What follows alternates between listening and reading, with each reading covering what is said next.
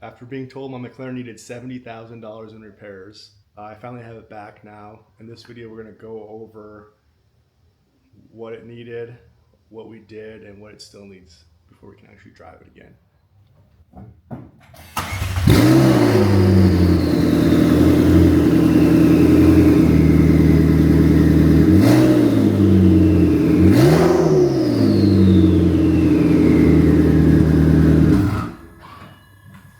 Now this is the third video in the series about this car, my problem with it. It's the first video we actually have the car with us, which is kind of cool. I'm excited to finally have it back. It's been a minute. The story was, first I sent it to a place in Dallas because I had the car down here in Midland. The air conditioning wasn't working, I needed a service. I found this place online.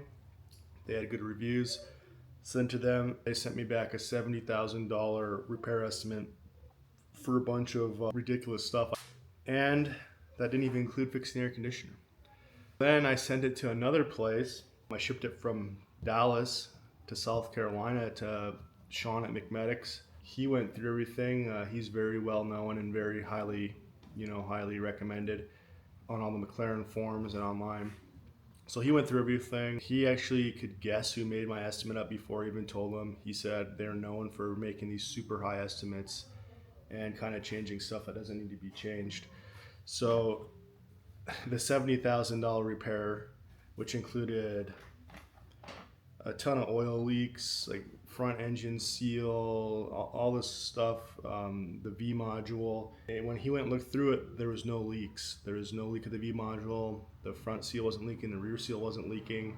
They had control arms for everything, which was $22,000 for the front and back. Those were fine. So the actual repairs that needed to happen were only $10,000. So we did the $10,000 in repairs, which covered service, spark plugs, coil packs, engine oil, brake fluid, what else do we do? Coolant, flush. Basically just a huge service and fixing a few little things that weren't working, like a couple lights, like the side marker light wasn't working, and that was about it.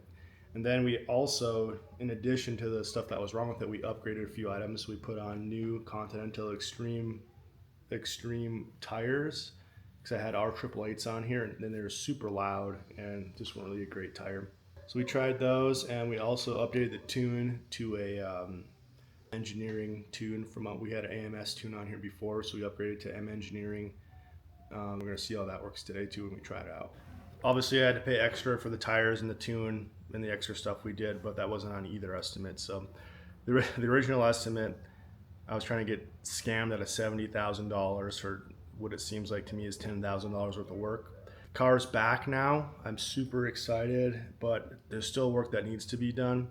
Unfortunately, the air conditioning still doesn't work.